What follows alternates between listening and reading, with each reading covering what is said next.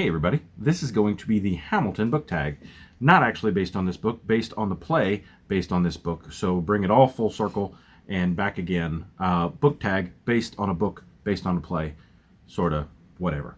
Originally this tag was created by Maureen Keavy. I went and watched her video and I'll link it down below.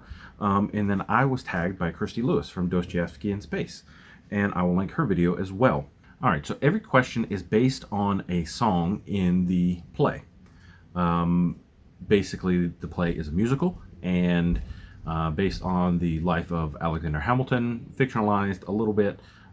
Basically, it's pretty much true, but a lot of characters are kind of shoved together into one character, especially Aaron Burr. Question 1. The room where it happens. A book world you'd like to put yourself in. For me, that would be the Powder Mage trilogy. I think the magic in this world is pretty awesome, and the world isn't actually coming to an end, so I think you could live in this world fairly easily. There is a giant war going on, and most likely I would be on the side of the Powder Mages, but hey, you know, sometimes you can make a name for yourself in war. He did. Number 2, the Schuyler sisters. Your favorite underrated female character. Now, for me, that would be Lieutenant Murphy from the Dresden Files series. I think she is a very powerful and amazing character. I have yet to read book 6, which, yes, book 6. But all the way up through book 5, she has been a great character. I like her a lot because she is self-reliant, understands that she's a woman, but is also tough as nails. She's not trying to be a man, which a lot of times you see that male authors will write strong female characters as just a man with a female features, and she's not that. She is her own person, and she is awesome, and I like her character a whole lot. Number 3, My Shot. A character that goes after what they want and doesn't let anything stop them. For this one, I picked Blackjack Geary from the Lost Fleet series. So far, I've read book 1, Dauntless, and book 2, Fearless. He basically was frozen in time for 100 years, comes back to a war that he basically left at the beginning, and now he's 100 years into this war, and he understands his morality, and he is imposing it on the rest of the fleet. And by imposing his will, he's making the fleet better. He's bringing them back to a time when they were more compassionate. He was bringing them back to a time when they're more loving and caring, and it's exactly what you would hope a good commander would do. And he does it. He exemplifies leading by example. Stay alive. Obviously, a character you wish stayed alive. Slight spoiler warning for Dune, but, you know, hey. What would it be like, and we're probably going to find out, to learn more about Duke Leto the First. In Dune, he is Paul's father. He inspires people just by his force of character. Like who he was, like his backstory with his father, the things we could have learned about him if he'd have stayed alive, if he'd have beaten the Harkonnens. One of the coolest characters that you hardly get any time with, for sure. Number 5, Burn. The most heartbreaking end to a relationship you've ever read. For me, that'll be Leaping Wolf. The main character is in love as we start this book, and something happens in his relationship, and it ends horribly, and it is painful. Very, very painful. Kind of changes his whole character trajectory. It is a heck of a book. It's book 2 in a series. Wildcat is amazing. This is even better, and I'm excited to read Lion Cub very, very soon. This is a wonderful, wonderful series, and this book is so amazing. It's worth it. I know most people haven't heard of it, but J.P. Harker writes a wonderful, wonderful story here. Number 6, You'll Be Back. This is the sassiest villain you've ever read. So, I'm not that far in One Piece yet, but Buggy the Clown is one sassy, sassy villain. I really enjoy so far I'm really, really enjoying the story so far in One Piece, and to bring in basically a clown who is a pirate who can pop pieces of him off and attack you with them, because he ate the or he didn't eat that gum fruit. He ate the devil fruit of the chop chop. He ate the chop devil fruit. Thank you. and wonderful. It's so much fun. This is a great series. If you want to get into some manga and want a lighthearted pirate fun, yeah, here you go. Number 7, the Reynolds Pamphlet, a book with a twist you didn't see coming. I know I harp on it a lot, the Black Prism.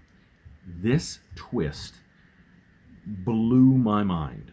And then when you want to go 3-4 books in, the twist gets even more deep, intricate, severe. You learn things about what this twist meant, what this twist reveals about certain characters that you thought knew nothing about the twist. The twist gets deeper and deeper and deeper the farther you get in this series. It's not just a one book twist. It's a series defining twist, and it's marvelous. These 5 books are so good. Not enough of you guys are reading Lightbringer because it's amazing. I know some people like read it and don't like it, but I loved it. I recommend it to everyone. Nonstop. A series you marathoned. Mistborn Era 2. I read all 3 of these books in like a week and a half. They are amazing. They are funny. They are fun. It's basically Brandon Sanderson telling jokes and having fun with a buddy cop duo, and it was great. If you've read Mistborn Era 1, do not leave out Mistborn Era 2. I loved it. It was fun. And I dropped it. All right, if you are keeping count at home, this is question 9. Satisfied. Favorite book with multiple POVs, or points of view if you're sassy. The drawing of the 3. You have Roland Deschain, Eddie, and well, you have 2 characters, kind of, sort of, with Detta and Odetta. Man, this is so stinking good. The way that the 3 characters play off one another, the way that the plot just runs through this one. It's my most favorite in the Dark Tower. It's the one that I would even say you could start with and then jump back to the Gunslinger. My preferred reading would be this one, then Gunslinger, then The Wastelands, and I think it wouldn't bother you at all to do it in that order. This book is so good, and I don't know if it'll get passed by any of the other books in the series, but right now it is clearly my favorite, and it is so much fun. Question 10, who lives, who dies, who tells your story? This is a book that will be remembered throughout history, and my answer is the same as Christie's. I think the Bible has had the staying power. If you believe the Bible, it was handed to Moses, and we've had it ever since. It grew until the time of Christ, and then it was collected, and it was handed down to us. And for the most part, from everything we can find, it is still as accurate as it was back then. And even if you do read it as fiction, you'll get something out of it. It has more morals, ways to live your life, proverbs. And for Christians and Jews and people who find the book to be scripture, gospel, it is a way of life. We treat it as a living document that it was handed down to us by God, and it's amazing. And I think more people should at least try it. All right, and the original creator, Maureen, had a bunch of bonus questions, so I just picked one. Christy picked a different one than I did. So I picked the 10 duel commandments, and that is your favorite fight scene. Obviously, the Black Prism has some. There's some great ones in Mistborn. Words of Radiance has some great ones as well, especially at the end. Oathbringer, yeah, Way of Kings. But I'm picking the first law, Blade itself, the battle at the end with Logan Ninefingers kind of in a fight he shouldn't be in, not really intended for him, sort of, kind of. You don't even know what it's about for most of the fight. I don't even think you know what it's about until the end. I don't even think Logan knew what he was getting into, but it was really, really good. It was the thing that saved the book from a 3-star to a 4-star for me. It was great. It was awesome.